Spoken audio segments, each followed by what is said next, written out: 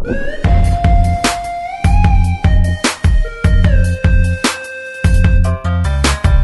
do you record? What do you play, or when you play? So I haven't really done much proper audio recording recently, so I feel like a bit of a imposter for saying it. But like I've done a lot of recording in the past for friends. Friends will come over. I'll produce a track for them, or I might sing in something. I might play guitar. I might do just a duo acoustic and singing with Ali, and we'll record that.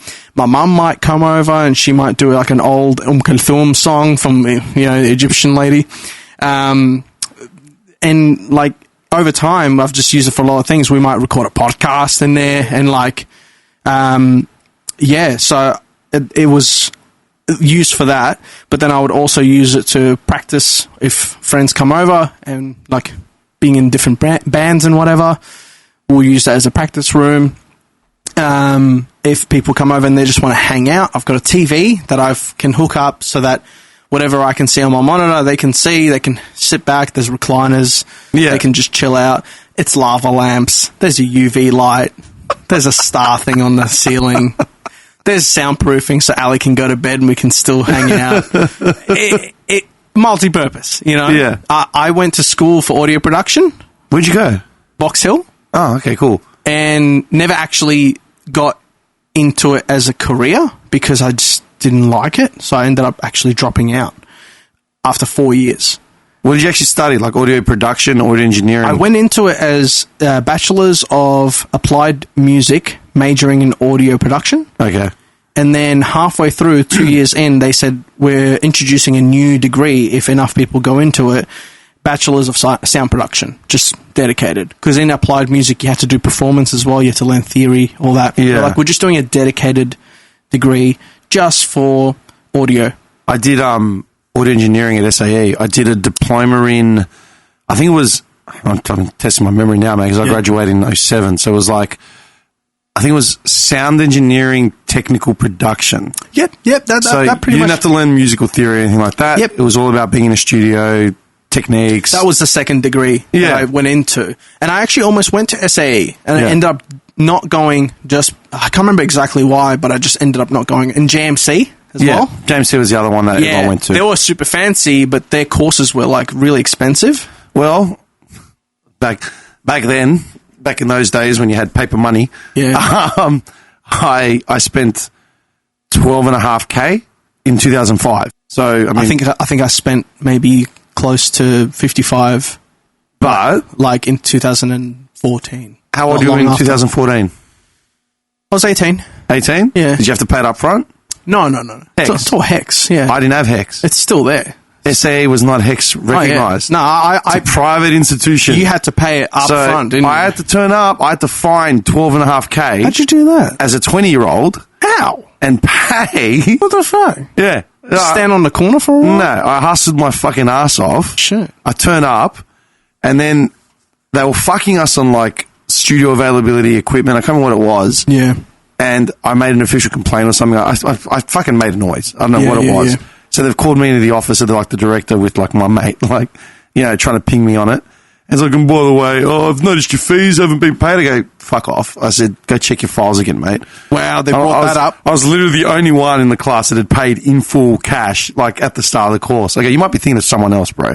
Not on me, mate. I don't know how you did that. I didn't have $12 when I was 20. I'm still broke. Clearly it was a sound investment. You know what I mean? Very sound. What is this? Yeah. It's what you do. Mm-hmm. That's why it sort of annoys me now when people complain about Hex. It's like, Hex a Hex, but you have... I don't worry about it. Yeah. I don't even consider it like... Look, there's a few things in life that I don't actually complain about. A, paying rent or paying a mortgage, right? Yeah. For me, they're the same thing because you have to pay for someone to live. Yep. If you want a roof over your head, you got to pay for someone to live. You're also paying for this country. Yeah, right? This country. This whole country. You got to see it from a big perspective, otherwise you get depressed. I'm 100% on board with that. Yeah. Right? It's a responsibility. You want to be part of a society, you got to pay your way into it. That's more what I mean, yeah. And you got to pay for education, man. It's just a fact. We should be getting free education like the old farts did in the 80s and I don't know about stuff. should. It would be nice. It'd be nice. Well, they got all 3 degrees, man. Yeah, that's true. You know what I mean? Yeah, you had people... It was nice. What was his name? Turnbull, who was saying that we should be paying more for HEX, but he was one of the few that got, like, free education in the 70s and 80s. Really? Like, are you serious? You benefited from a Labor government that gave you... Is Turnbull the current one? Nah, he's the guy that was, like, a business-orientated liberal dude. Oh, okay. Was he never Prime Minister? He was. Oh, he was. Okay. Yeah, was. but he benefited from an education that was free from a Labor government. Oh, good on Then him. they increased fees when he got in. Yeah. You know what I mean? Interesting how that works. Look, I don't consider my HEX... It doesn't float above my head. Like, I know some people do think about it and they go, I need to pay it off. And yeah, you do, because it accrues interest. It takes out the interest before it does the thing every year. I don't understand how that works, but basically they fuck you over. It's a grift. They fuck you over. It's the pyramid scheme you can never escape from. Yeah, they do the thing before the thing, so that makes it so it's always the thing. Yeah. Was it Ponzi scheme where you have to find more people, like a pyramid? Yeah. Yeah. That's what it is. Yeah, your health. Yeah. So it's like... So, I definitely want to pay it off someday. Yeah. But it doesn't follow me like a cloud. I don't really care. And I'm actually okay with it. Like, I had a great time. I really did. For 4 years, I got to use all their studios, great equipment. I got to learn so much. Yeah. I actually made good friends. I had a great time. The teachers were great for the most part. Some of them were sort of just slacking off, but most of them were really passionate. And it's a field like music, you know what I mean? Yeah. Where you generally have to be passionate if you're going into it on whatever. Yeah. Like, you don't just become an Elvis impersonator because you fell into it. You know what I mean? Exactly. Like, you grew the sideburns for a reason. Yeah. Thanks. You learned all the songs, man. Yeah. Like, it's not just like, it was a job. Like, really? Kind of win this race. So, I really don't regret it. And yes, it was expensive. Yes, it would be nice for it to have been free, but I will never complain about it. I'll never complain about anything. I'll be honest. Like, if I catch myself complaining about something... Why is that? I feel like I'm on vacation, honestly, to this day. Why is that? After coming to Australia. Like, okay. Since 2006. I didn't want to make an assumption that it happened. It had something to do with you migrating here. But it's got everything to do. All signs point to, It's got, and no one wants to hear that, and it's a shitty thing. Really? No one wants to hear it because they think, they internalize it how they want to internalize it, but I feel like most people, they see it as like, they start sitting with that thought within them and they start feeling guilty. Now you said it. All right. Storotoripis. Toratoipes. Yeah, now you've said it. Yep. All right, so hang on. Who feels guilty for anything that... I mean, if you bring up the comparison of the fact that you've migrated here from, like, a war-stricken country, who actually takes it and sits with it and feels guilty for it? They feel guilty... When you say they, who do you mean they? Anyone that's born here that doesn't have an idea of what it's like outside of here, they feel guilty that they're not satisfied with their life, and then they hear that someone is saying, this is the best place on earth. I've been to a few places, and this is the best place. It doesn't get any better than this. If you're not happy now, you will not be. As in they struggle to comprehend that? They half comprehend it at least and go, oh shit, like, I've been here all my life, meaning it's been great the whole time. But I'm miserable or unhappy. So I'm miserable because your baseline is great. Yeah, okay. There's nowhere to go from there. Yeah, I know. We say that we're spoiled for choice here in Melbourne, like, especially Melbourne, out of all of Australia. But not just for choice, but just like your shit is better than most countries. You're safe. Yeah. You're safe. You don't actually have like some sort of, I can't put it to words. It's like, I bet you can do it in Arabic though. Yeah, 100% you can vocalize this in Arabic. You don't have this like anxiety. Yeah, but it's like a life-threatening anxiety. Yeah, you don't have this fucking what's it called? Like a dark cloud just hovering. Your biggest worries are your biggest worries. Yeah, and they are in comparison not that big. And when I say this to someone, I say I feel like I'm on vacation here, and I will never complain. If I catch myself complaining, I'll slap myself in the face. They think that I'm saying you should slap yourself in the face. I'm not talking to them. I'm talking about myself when I'm talking like that. You know, it's weird you're saying all this, man, because one thing, I can't believe it actually went to. I wrote something down. Yeah. Because one thing I mentioned in that text that you sent me when I talked about shit that I want we could cover, right? You mentioned philosophy, you mentioned like shit like that, right? And I started thinking about the last week. I'm going through a transitional period right now, right? Sure. Where my employment's sort of up in the air, like I'm going to have to make a left or right sort of, turn. Where I'm living is going to change. I just gave notice today on my property where I'm renting, Okay. So that's going to change. A lot of external factors. Up in the air. Yeah, you know what I mean? And like I'm turning 40 this year, so it's like you're looking at everything, you're weighing everything up. You're starting to take stock of what you're doing. And then I started thinking about what you just said, like as in your baseline, can someone be happy? And then we mentioned before about if you want to live in a society, there are certain things you have to adhere to be part of a functioning society, right? People just want everything for nothing without having to do anything. That'd be awesome. Yeah, it would. I don't know about you, man, but I'm at a point in my life now where I take a lot more notice from of the people that I talk to, people that I take advice from, people that I entertain ideologies and discussion with. Yep. Purely because, I mean, like I'm a few years older than you, so when you get to say 40, you're looking at people a bit more objectively, and it's just like, why am I listening to you, man? What have you done? Yeah. Something people that always I've heard, like there's a lot of sayings from parents that have come out in the last month from people. One was, life will remove people for you. Yeah, right? definitely. The other one was, look at your friends, because you will become your friends, and your friends will become you. The people that you're around 24/7, they're the people you're going to aspire to become or be aligning yourself with. So if they're doing shit, then they're going to drag you down to their level. Yep. Because that's your aspiration, that's your peak point. So I'm doing that a lot more, man. I'm looking objectively at people in my life. Yeah. And just saying, I don't need to line at this. Like, Yeah. you're fucked. Happy to sit here and have a beer with you and talk sports or whatever. But if you're going to start talking about life goals or political opinions, it's like, you don't aspire to do shit. Why the fuck would I be part of this conversation? Does that make sense? It does. So that's why it's interesting hearing you say this, man. Like, coming from here at 10. How old are you now? 28. Yeah. So, like, the majority of your life has been here. Yeah. You know what I mean? Which is why it's really hard to remind myself. Like, I try to do it often so that I don't, like, delude myself into thinking that I've always been here. Man, I did a podcast with my mum last year, at the start of last year. Yeah, it was really weird. It was funny. I wanted to do it. In Greek, yeah? Yeah, mostly in Greek. I saw that one, but I didn't listen to it because it's in Greek. A lot of people said to me, like, that don't speak Greek, like, you need to bring it back in and actually do it. Because my mum's English is fine. Oh, okay. It's just out of habit. I think maybe because I need to remind myself. I talk to her in Greek. Yes, yeah, me too. Yeah. I talk to my mum in Arabic too. 95% of the conversation with my mum is in Greek. If there's a word or something I'm struggling to, it's very rare that I can't express myself. Yeah. But yeah, we did it in Greek just because I figured we're talking about her roots and stuff, so it'd be easier for her. In hindsight, I probably should have done it in English. No. It's probably best for her to express herself. Yeah.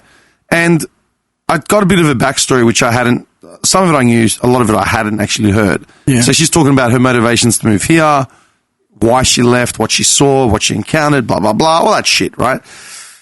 Last year, she went to India for 2-3 weeks, right? And I've always wanted to go to India. Like, I've had a fascination since I was like grade 2. Really? Yeah. Dude, we did in grade 2, we did a project on India for like 2 weeks. Yeah. And I was like, this is sick. I want to see the Taj Mahal. I want to go to Agra. Sure. All that shit, right? And my mum went. And she was FaceTiming me from like the hotel. I'm like, how you going? She goes, oh, the poverty, like the dirt, like it's so fucking like, you know, like she wasn't criticizing, but she was just shocked that people lived in those conditions. It's third world. Yeah. And I said, yeah, well, okay, it's third world. Like, what do you expect? She goes, well, that's the thing. She goes, you've been a third world. I haven't. I'm like, yeah, that's true. And I thought about it. And I'm like, yeah, she's right. You know, I'd done Vietnam, I'd done Cambodia, like, before it became developed. Like, I did Cambodia, I did Siem Reap in 2008. I went to Manila 2 years ago. I've seen, like, you know, like, I've seen it to a degree. I haven't seen India. Like, that's next level. You've seen enough, man. You've seen enough. Siem Reap, Siem Reap, Cambodia 2008 is fucked. I couldn't imagine. When you've got a baseline like Melbourne. Yeah. And so I asked Mum when she got back, I said, how's your trip? What do you think? She goes, look, I saw a lot of beautiful things, but my heart broke and I got angry knowing that they had all these beautiful structures and shit like that, and knowing that people died to create them when the whole country's living in poverty.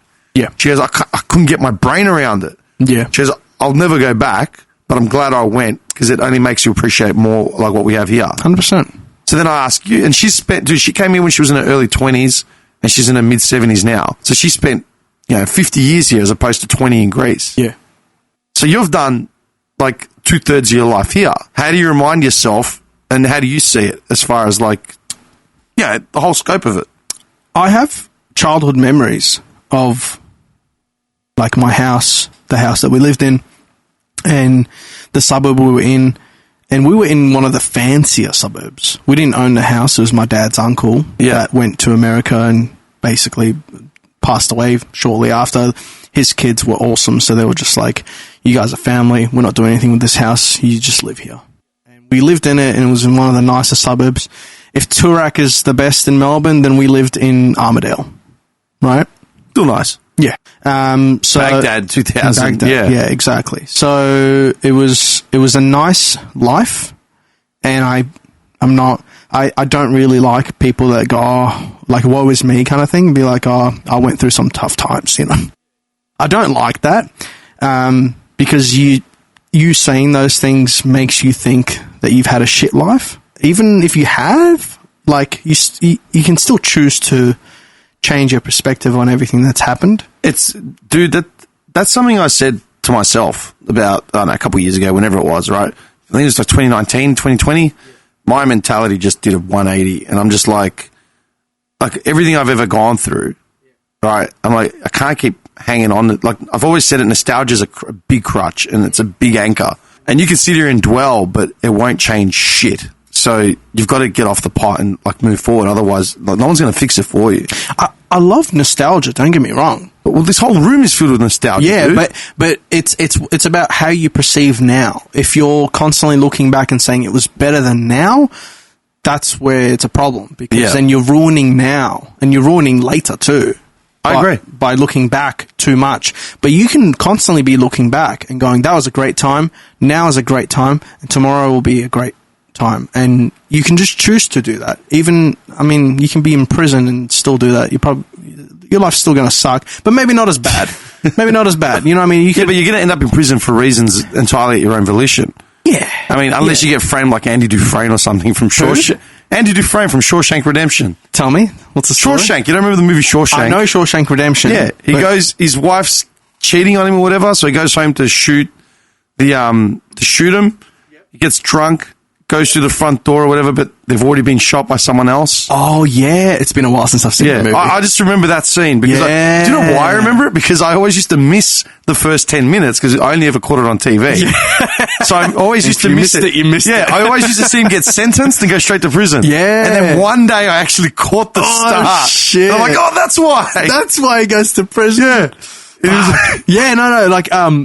I digress. Like, unless you're in prison, I don't know what that's like. I don't know what that life is like. Whatever. It probably sucks no matter what. That's something within your 90 times out of 100. That's probably something within your control of why you ended up in prison. Yeah. I guess so. Hang on. Yeah. Remove, desperation. You stole a car. Life choices. Yeah, but if you killed someone for whatever reason, you chose to kill someone.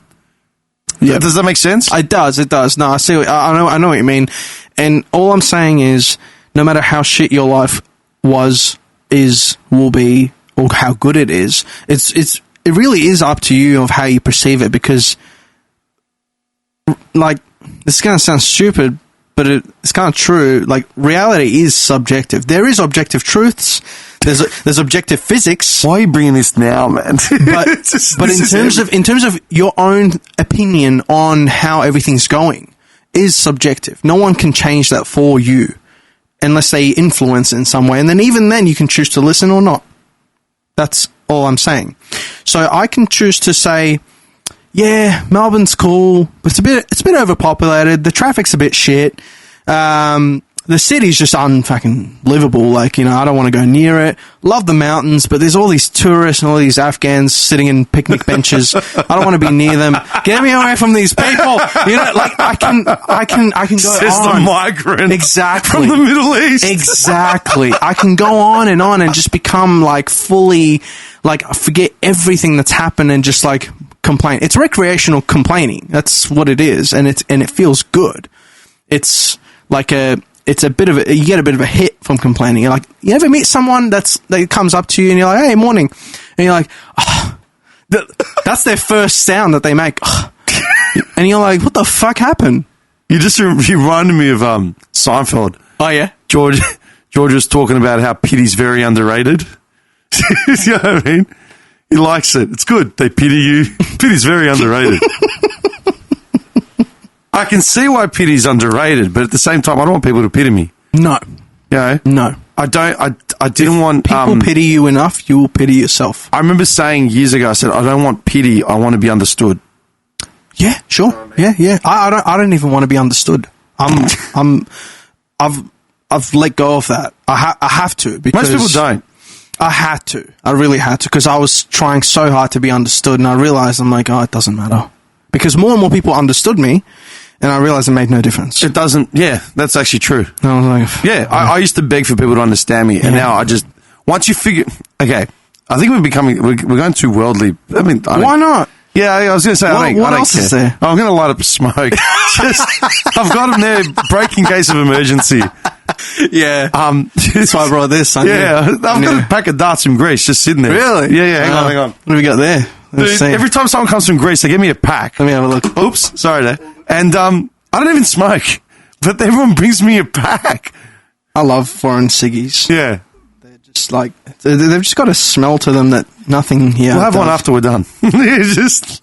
Oh, definitely it just smells like Taylor's. Like, it's not, it's just, I'm not like, I'm not saying I want to take this box home, but it smells different. There's something different about every it. time my neighbour smokes a ciggy, I know that it's another, like it's somewhere from somewhere else. Yeah. I was just thinking to myself, everything sort of changed for me. It's sort of like what you said, like nostalgia's nice, you think of like whatever, right? Or if you're in a shit time, am I doing better now than I was then, right? Like you got to reflect. Yeah. Most people don't reflect. They just burn. It's hard to reflect. They burn because reflecting means you got to come to some hard truths. It's hard. If you're honest. Yeah. What percentage of people do you think are honest with themselves about anything? Not 100% of the time. Definitely not. Like, so, you know, you make the hard calls, you ask the hard questions to yourself, you reflect, you reevaluate, blah, blah, blah, blah, blah. You know what I mean? With me, a lot of my mentality changed, like said things happened, and then it was like, okay, you wanted X, A, B, and C for yourself, right? Sure. A, B, and C may not have been fulfilled. Yep. But that's not the end. Like, you've got to keep moving forward. You've got to rebuild. You've got to revisit. You've got to do something. Mm-hmm. I still wanted to be a functioning member of society. Yep. I still wanted to have some form of a life. It's like, all right, look, you know what? I'm not going to get to play in the NBA. Sure. I came to that realization. Yeah. Yeah. I wasn't born 6'5". Yep. I didn't get into college to play basketball. Like, that's it. And you accepted it. Yeah. And you're like, that's okay. So if I can accept that I'm not going to play in the NBA, then I need to accept that A, B, and C is not going to happen. Mm-hmm. I've got to retool. And that's it. And a lot of people don't retool. They get hung up on the idea of... What's retool? Retool, man. Like rebuild, rework, rejig. Sure.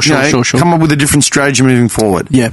I see. I always used to go with there's no plan B, just make plan A work. You know what I mean? Because otherwise you stray too far from the goal.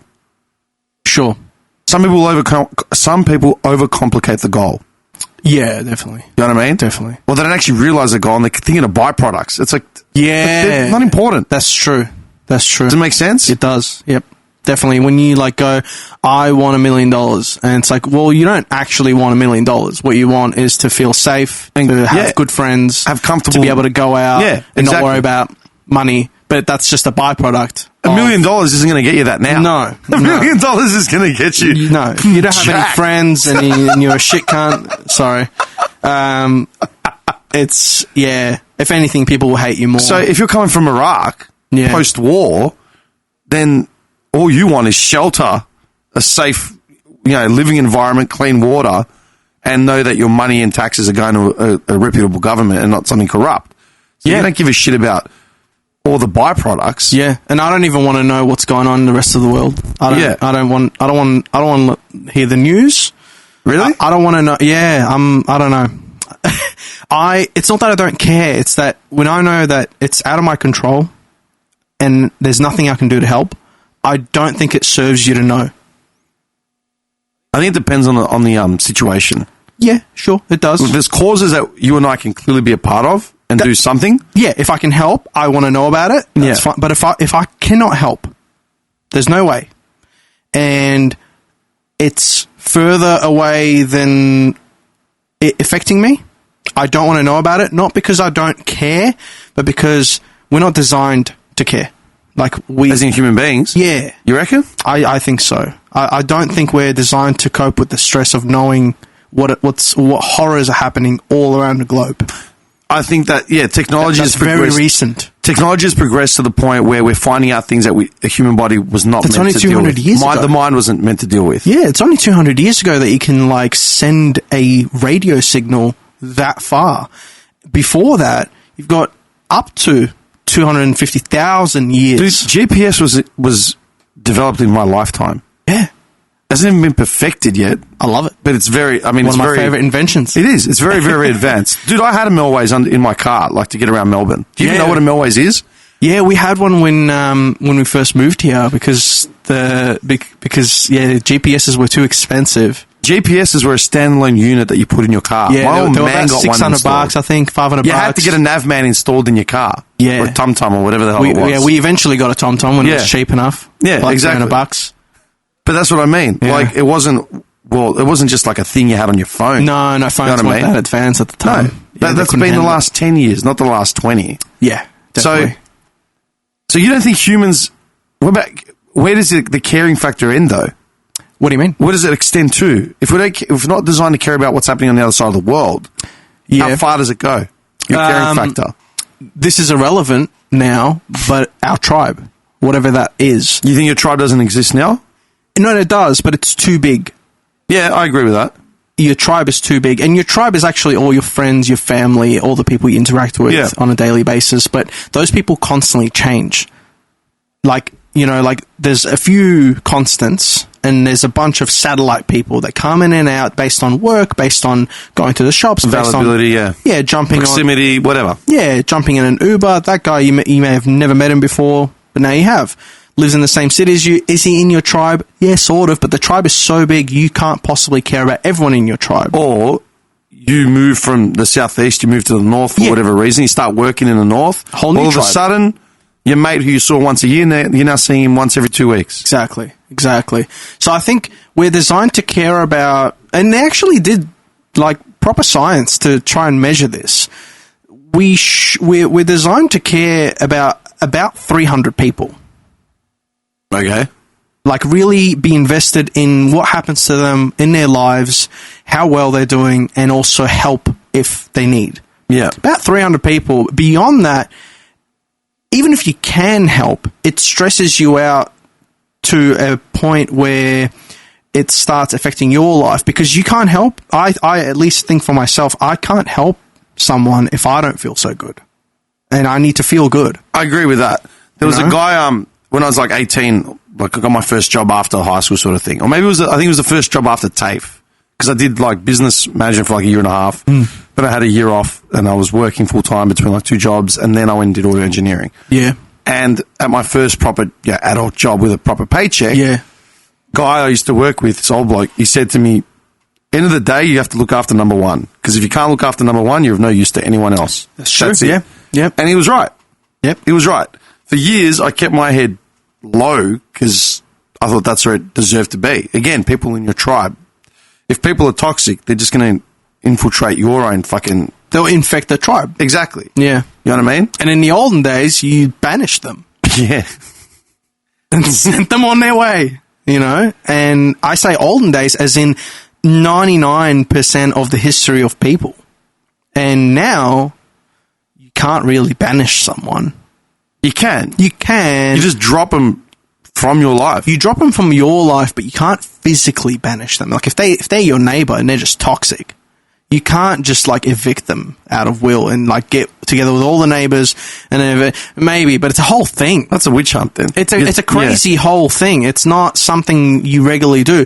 But if you were in a household and then a housemate everyone agrees this person is just, they should get out of here, you can kick him out, sure. But if your house is as big as Melbourne, and it gets too complicated, there's too many systems in inner systems and macro and micro, it just gets too much. So what ends up happening is you just learn how to coexist in the bigger society. Here's a question for you. Coming from the environment you've come from, coming from like the thing that you've grown up in, to everything you're doing for yourself now, blah, blah, blah.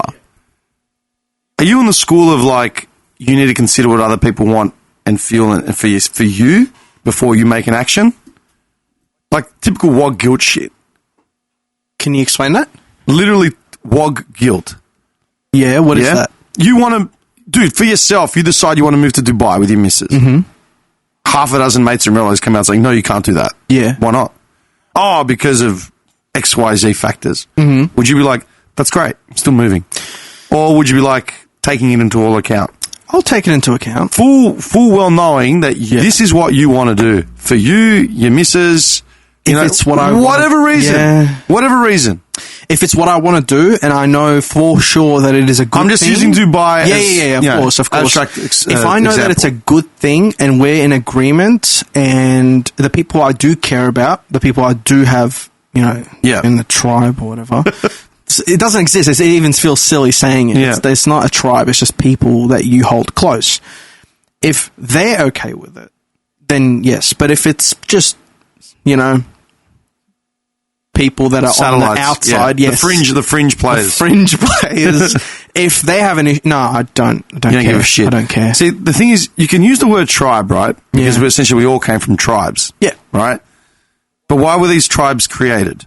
Survival. Yeah. Coexisting. Yeah. Because we don't need them anymore. We don't. We actually don't. But we're designed for them because it's been too long inbred in our DNA. Yeah. I actually had this conversation with someone yesterday, the day before. I had dinner with them. And we were talking about, one thing me and this guy always argue about is religion. All right? Yes. Always. Yeah. Favorite thing to discuss. All right? Yeah.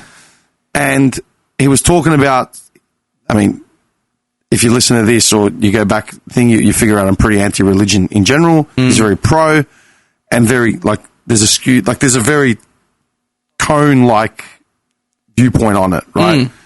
And one thing I said to him, which I thought about after, was humans are very short-sighted. Humans have got far too short-sighted to come up with solutions for the universe in our lifetime. Do you know what I mean? Mm-hmm. We've only just left that tribalism, as a social construct and a way of living. They're trying to force, a universal sort of system on us now, on a global community, right? What do you mean? Oh, as in, we've become globally aware in the last, we went online, in 2010, let's just say, right?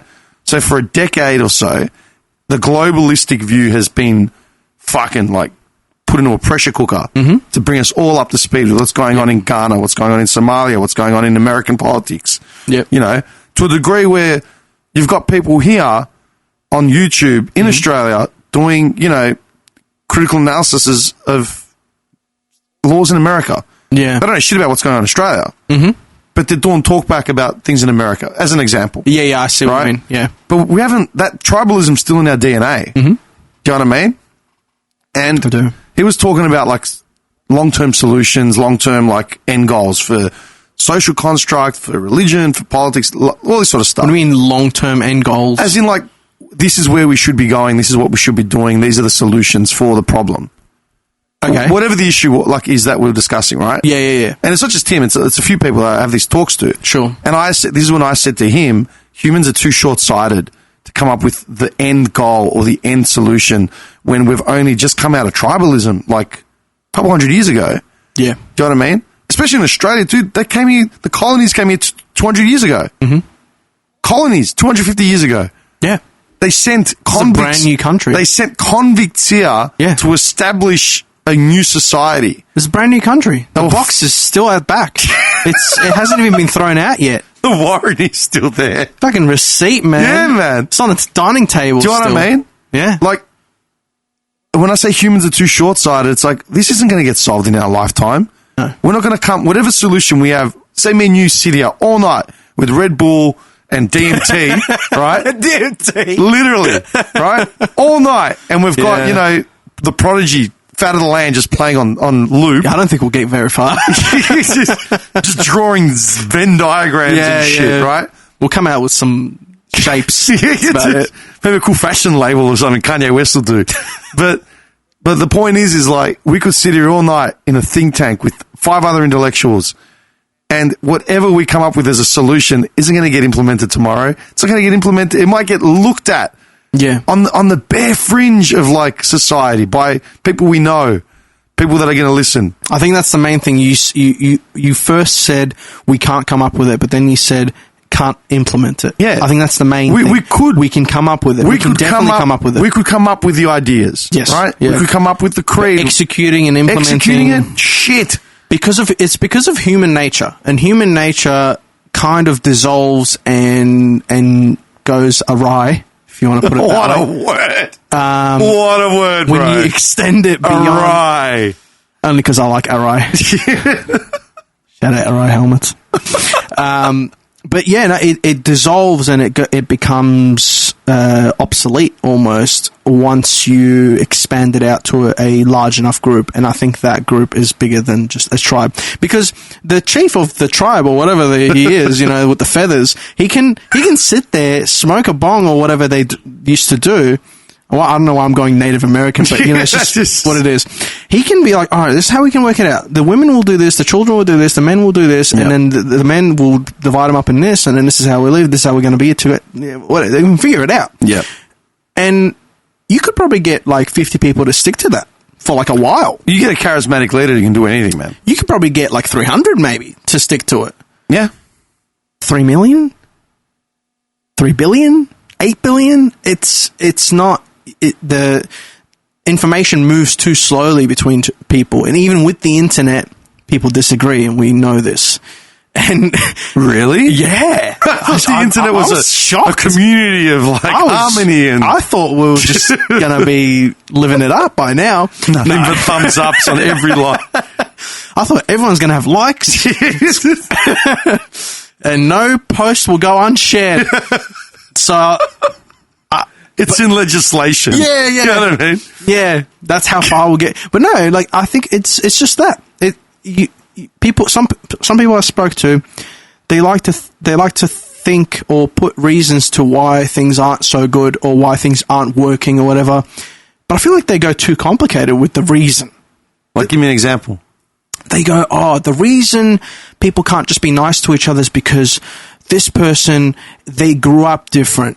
And this person, they're from a different place. And this person, they had money. It's like, that's overcomplicating things. It's all about how big is your tribe, because people can agree up to a certain size because they love each other. There's a connection. Beyond that, and you go, why the fuck should I do that? I don't know this person. Why should I not just look after myself and my immediate people?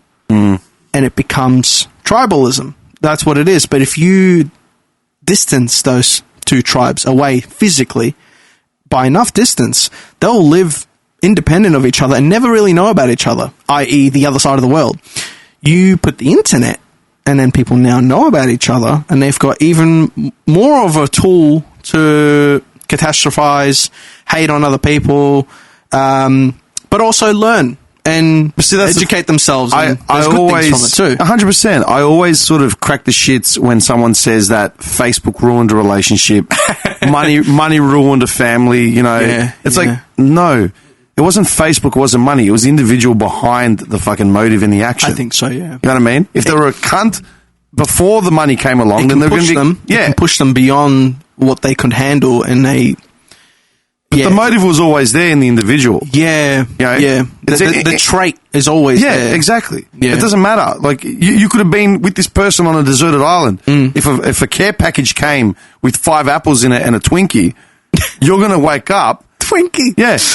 You'll wake up the next day. It's like, what happened to the care package? Yeah. It went away. Yeah. But they've clearly like eaten three Especially of the if claws. it's near my tent. The bear got to it. The bear. Yeah. We're on a deserted island. Yeah. In the middle of the Pacific. There's a bear. Yeah, you start a rumor immediately. It's day 2. Immediately. And there's no one else. Yeah.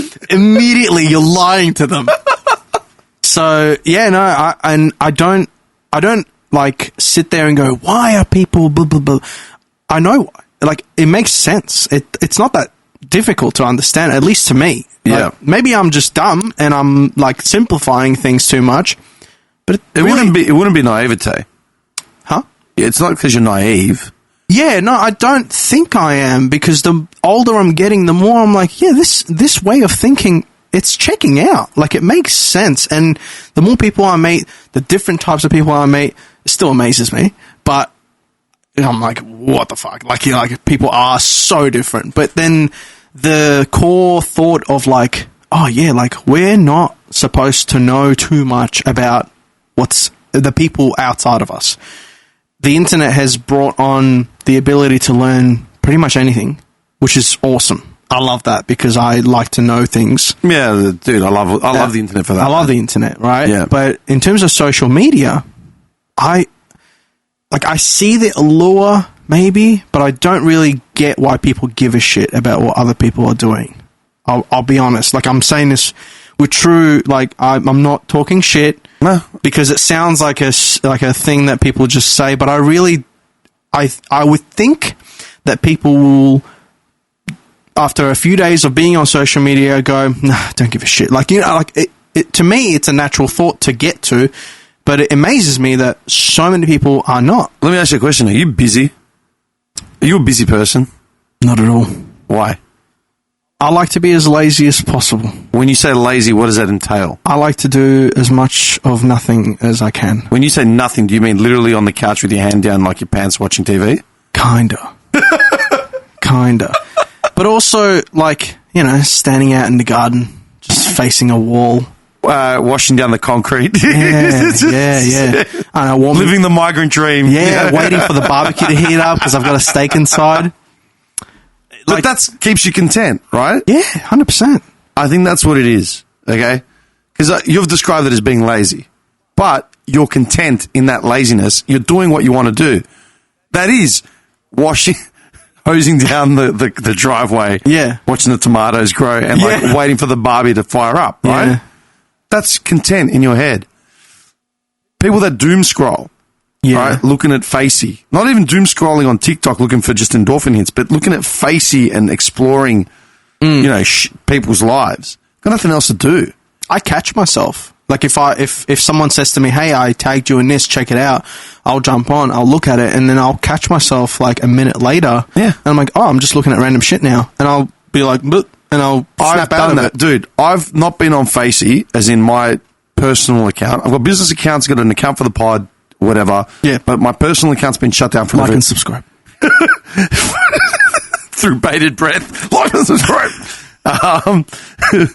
It's been shut down for over a decade now, right? Yeah. I don't have anyone on my Facey account for the podcast. I've got like 3 people. That's it. Oh, right? Okay. Yeah. Right? And I don't accept nothing. I don't even check it. Right? Yeah. It's purely there for the algorithm. Okay. Every now and then, like every 6 months, whatever, some name will trigger in my head. And I'm like, I'll go suss them out on Facey. Yeah. And then I find myself doom scrolling. Yeah. And getting angry. And I was like, what am I doing? I don't give a shit about these people. Dude, my mum last week, she said to me, do you remember such and such from, you know, school? I went, no. It's like, you know, blah, blah, blah. I'm like, oh, okay. Yeah, why? Oh, there was a death in the family or something, some extended relative. And I'm like, yeah, I don't know who that is. Yeah. Well, what do you mean? And I go, Ma, and I said it to her, Ma, I've cut out everyone from high school. Everyone, bar 2-3 people that I talk to, like, regularly enough. Like, one of the boys on this pod I talk to, like, you know, regularly. Yeah. But there's only a couple other select people that I still keep in touch with, right?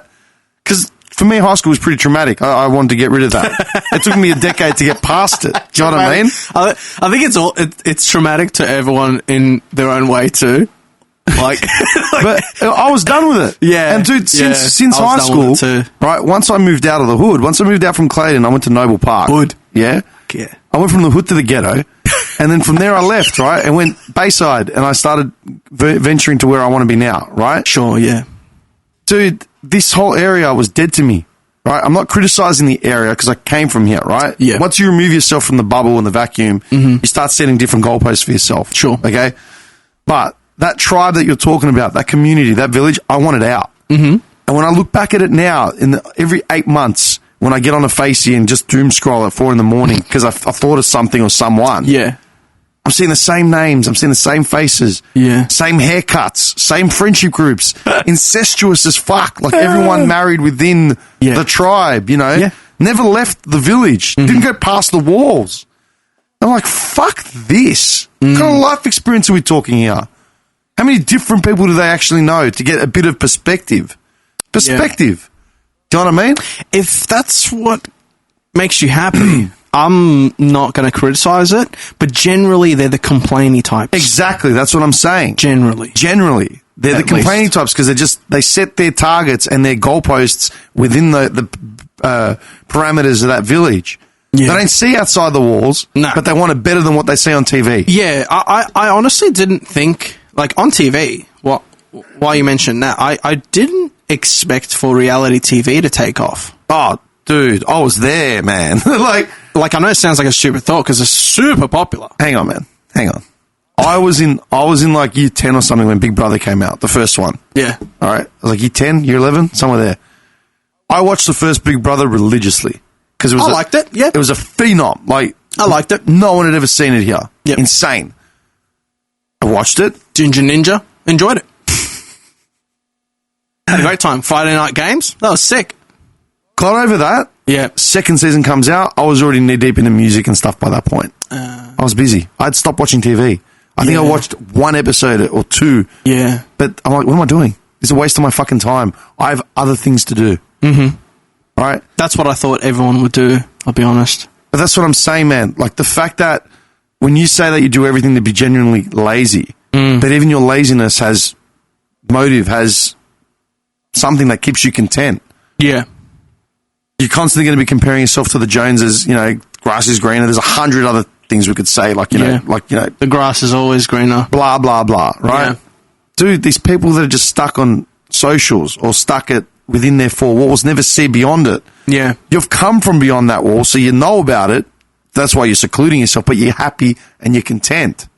I don't see the draw. That's the thing. It doesn't take much energy for me to ignore it. That's the thing. 'Cause you're you. Not everyone's the same, man. Yeah, I've learnt that over time. There are people that I grew up with, man, in the same houses, same backyard, same families, same schools. Mm-hmm. Some of them died from OD. Some of them went to jail. You know, like, this is the area. That was a hard truth to learn. I never went to jail. I never did hard drugs. No? No. Why not? So I look at it, yeah. No, I'm just. You just made it sound good. No, glamorizing it. Yeah. No, from the streets, man. Yeah. From the hood. What? No, like I just. It doesn't take much energy for me to ignore it because it doesn't seem that interesting to you, to me, and like throughout my life, even up until now. I am still learning. I'm in the process of learning this fact that people are different to me. I think everyone is sort of in the same sort of thing. It's a hard truth to learn. Look, everyone's different, but then you got that tribe mentality. Yeah. Right? People want to belong to a tribe because it's acceptance and it's safety. Yep. If you were accepted by a tribe, then you were safe. Yes. Because there's strength in numbers. Mm-hmm.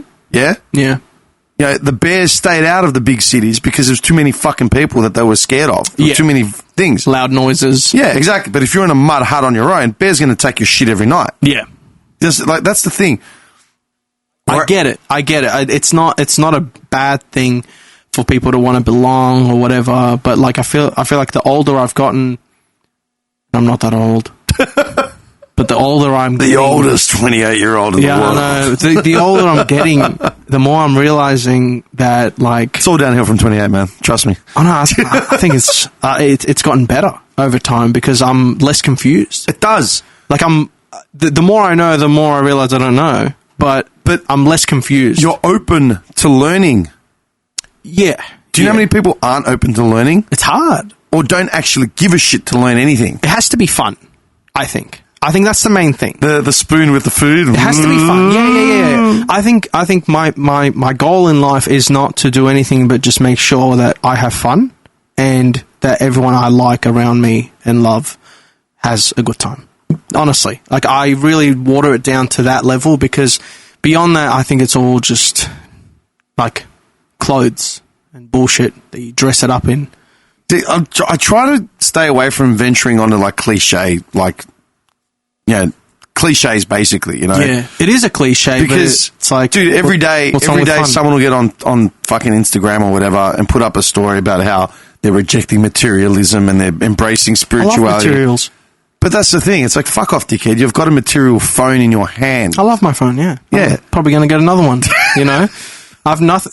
I really want an OLED TV. You know, like I'm all about materials. I think materials great, but like don't mistake the material for yourself. Like don't lose yourself in material possessions. Don't think that you are the things you own because you will not take anything. But here's the kicker, right?